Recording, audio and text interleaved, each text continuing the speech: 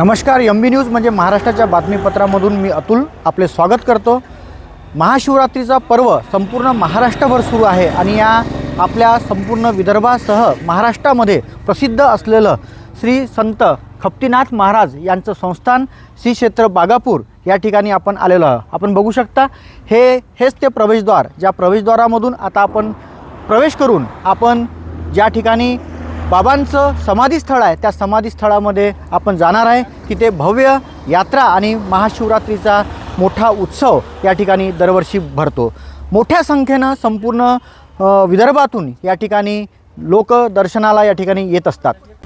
चला तर आता आपण खप्तीनाथ बाबांच्या समाधीस्थळांकडे आपण वळूया।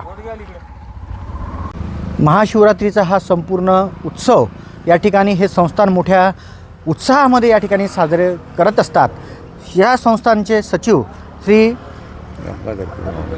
या संस्थानाचे सचिव श्री गंगाधरजी बावणे आपल्यासोबत जुळून आहे। आपण त्यांच्याकडून या महाशिवरात्रीच्या या शुभपर्वावर जे या ठिकाणी मोठा उत्सव भरतो त्याबद्दल आपण जाणून घेऊया। काय सांगाल? श्री संत खप्ती महाराज संस्थान येथे दरवर्षी महाशिवरात्रीचा पर्व खूप थाटामाटामध्ये साजरा केला जातो। यावर्षी महाराजांनी जे महाशिवरात्रीचा पर्व सुरू केला त्याला यावर्षी 100 वर्षे पूर्ण होत आहे, म्हणून यावर्षी आम्ही शताब्दी वर्ष म्हणून महाशिवरात्रीचा आपण साजरा करीत आहोत। या महाशिवरात्रीच्या दरम्यान 7 दिवसाचा सप्ताह असतो। भागवताचं पारायण सुरू आहे आणि आज त्या भागवताची समाप्ती आहे। यानंतर आज सांस्कृतिक कार्यक्रम सायंकाळी आहे, भारुडाचाही कार्यक्रम आहे आणि त्यानंतर सायंकाळी पालखी निघणार आहे। महाराजांची पालखी श्री संत खप्ती महाराज संस्थान म्हणजे आश्रमातून त्यांच्या जन्मस्थळापर्यंत दरवर्षी आपण नेतो, थाटामाटामध्ये ती साजरी करतो आपण। त्यानंतर महाप्रसाद आहे आणि उद्या म्हणजे महाशिवरात्रीच्या पाडव्याला गोपालकाल्याचं कीर्तन आणि त्यानंतर आपण महाप्रसाद सगळ्यांना वितरित करतो। गोपालकाल्याच्या कीर्तनामध्ये संत महंत सर्वांना आपण त्यांना आमंत्रित केलेलं आहे। यावर्षी जे जगद्गुरू आहे श्री राजेश्वर माऊली, तर त्यांनाही आपण यावर्षी आमंत्रित केलेलं आहे। तर ते 11 वाजेपर्यंत उद्या पोहोचतील आहे आणि अशा प्रकारे आपण हा महाशिवरात्रीचा पर्व पूर्णपणे साजरा करतो आहे। संपूर्ण महाराष्ट्रामध्ये हे जे खप्तीनाथ बाबांचं जे प्रस्थ आहे, आपण बाबांबद्दल नक्की काय सांगू शकाल? आपले जे श्री संत खप्ती महाराज जे होते तर त्यांनी लहानपणीच ते घरून निघून 12 वर्षे त्यांनी तपश्चर्या केली आणि तपश्चर्या केल्यानंतर ते बाबुळगाव यवतमाळ जिल्ह्यामध्ये तेथे ते प्रगट झाले आणि त्यानंतर त्यांचा जो प्रवास आहे तर तो सुरू झाला। दुःखितांचे जे अश्रू पुसण्याचं काम त्यांनी आयुष्यभर केलं। वयाच्या 113व्या वर्षी त्यांनी आपला देह ठेवला आणि त्यांचे जे समाधीस्थळ आहे तर ते श्री संत खप्ती महाराज संस्थान आश्रम बागापूर येथे आहे। आणि महाराजांचं जे कार्य होतं त्यांनी कधीही थोतांड जे कामं होते, बुवाबाजी होती, याला दूरच सारलेला, यांनी कधी त्याला प्रोत्साहन दिलेलं नाही। बाबांचा प्रखर विरोध होता, त्याला प्रखर विरोध होता आणि जे खरे कर्तव्य आहे, माणसाचे जे कर्तव्य आहे, कर्म आहे, याच्यावर महाराजांनी जास्त भर दिला। दूरपर्यंत महाराजांचे जे भक्त होते तर महाराजांनी कधी आपल्या जवळ भक्तांना कधी बोलवलं नाही किंवा दुसऱ्यांना बोलवलं नाही। त्यांच्यापर्यंत त्यांचे दुःख जाणून त्यांच्या घरापर्यंत पोहोचले आणि त्यांच्या दुःखांचं निवारण केलं। आणि महाराज त्रिकालदर्शी होते। महाराजांच्या समोर कोणताही भक्त जर उभा झाला तर त्याला काही न बोलता महाराज त्यांची संपूर्ण समजा त्यांची कुंडलीच सांगून द्यायचे। अशा प्रकारे महाराजांचं कार्य होतं आणि हजारो भक्तांचे त्यांनी दुःख हरण केलेले आहे। आणि कधी मी संत आहे बा ही कधी महाराजांनी कधी होऊ दिली नाही। मी एक साधा म्हणजे आपल्या घरचे आजोबा जसे असते आपल्या घरी, बस तशा प्रकारचं त्यांचं वावरण होतं समजा। म्हणजे थोडक्यात संत असूनही, संत महात्मा स्वतःमध्ये अंगीकृत असूनही त्यांनी कधी समाजाला मी संत आहे असं कधी जाणवू दिलं नाही। आणखी संस्थानाचं आणखी ज्या सामाजिक उपक्रमामध्ये जर आपण विचार केला तर प्रत्येक संस्थान आज अग्रेसर आहे। तर आपलं हे खप्तीनाथ बाबा संस्थान आणखी कोणकोणत्या सामाजिक उपक्रमामध्ये भाग घेतं?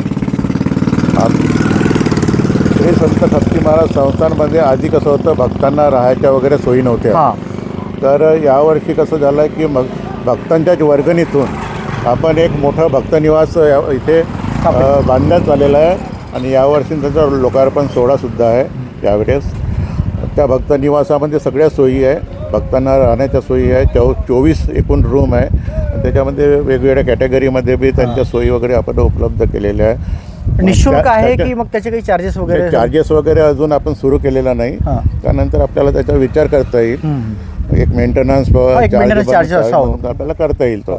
याच्या व्यतिरिक्त आपला संस्थानला जो ब वर्ग दर्जा मिळाला आहे, त्या ब वर्ग दर्जाच्या अंतर्गत 5 कोटीचं त्यांनी एक भक्तनिवास शासनाने आपल्याला बांधून दिलेलं आहे. तेही आता यावेळेस आपण त्यांचा लोकार्पण सोहळा साजरा करत आहोत. त्या व्यतिरिक्त महाराजांची प्रचिती येणारे जे आदित्यांगा बँक जे आहे, मल्टीस्टेट बँक, त्यांचे जे प्रमुख आहेत, ते प्रमुख संस्थापक जे आहे आपले सराफ साहेब, ते सुद्धा भक्त आहेत. ते बाबांचे भक्त झाले आहेत. त्यांना महाराजांची अनुभूती झाली. तर त्या अनुभूतीमुळं त्यांनी एक संकल्प केला की मग संत खपती महाराज संस्थान इथे मी एक मोठं भक्तनिवास बांधून देतो म्हणून. त्यांच्यातर्फे ते बांधून देणार आहे? नाही, बांधलेलं आहे. बांधलेलं आहे. हो, त्यांचं काम पूर्ण कंप्लीट झालं आहे. आणि ते सुद्धा उद्या इथे लोकार्पण करतील त्या जागेचं आणि आपल्या संस्थानाला ते हँडओव्हर करतील. खूप म्हणजे सुंदर आणि खूप देखणं आहे. म्हणजे त्याची आपण वर्णन करू शकत नाही. एकदा त्याला पाहिल्यावर असं वाटते की खरोखरच एवढ्या दुर्गम भागामध्ये अशी वास्तू निर्माण झाली.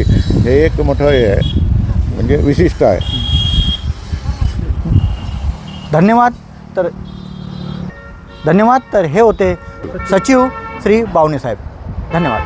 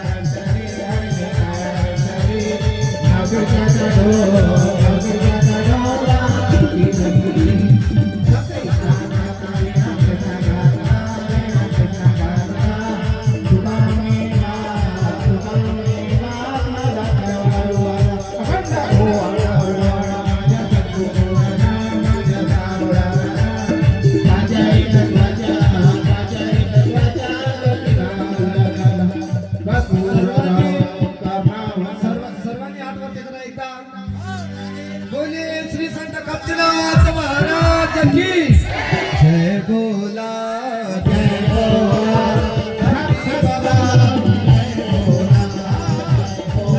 भक्ति बाबा की जय बोला, जय बोला, जय बोला, भक्ति बाबा की जय बोला,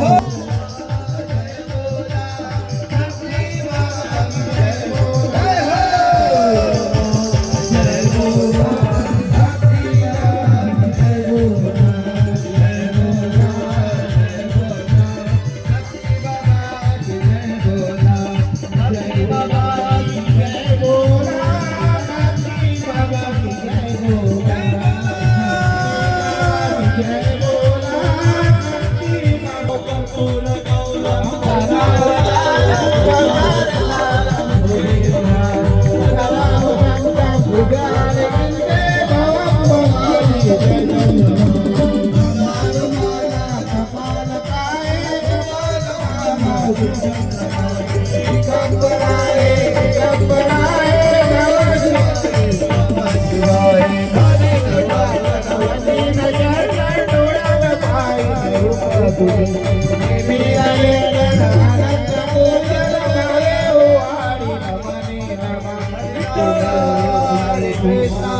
Krishna Krishna Hare Hare